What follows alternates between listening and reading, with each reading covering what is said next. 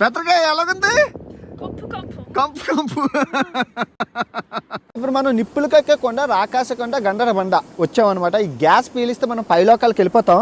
ఇలాంటివి చాలా ఉన్నాయన్నమాట. ఇక్కడ దగ్గర దగ్గర ఒక 100 వాళ్ళకు ఉన్నాయి.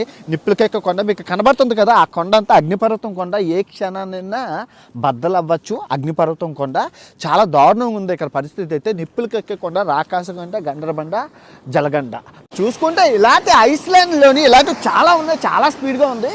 ఐస్లాండ్కి విద్యుత్ శక్తి అనేది ఎలాంటి థర్మల్ ప్లాంట్ నుంచి వస్తాయి. ఇలాంటి కొన్ని వందలు ఉన్నాయి ఐస్లాండ్ చుట్టూ. అగ్నిపర్వతాలు ఇవి. అందుకే మొక్క ఏమీ లేదు, జంతు జాతి ఏమి ఉండదు ఇక్కడ.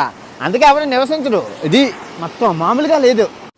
చూసుకోవచ్చు మీరు. నిప్పులకొక్కే కొండ అసలు ఆ నల్ల మట్టిని అయితే వెదజల్లుతున్నది. చాలా ఎత్తి పేలుతాయంట అవి బాంబుల్లాగా.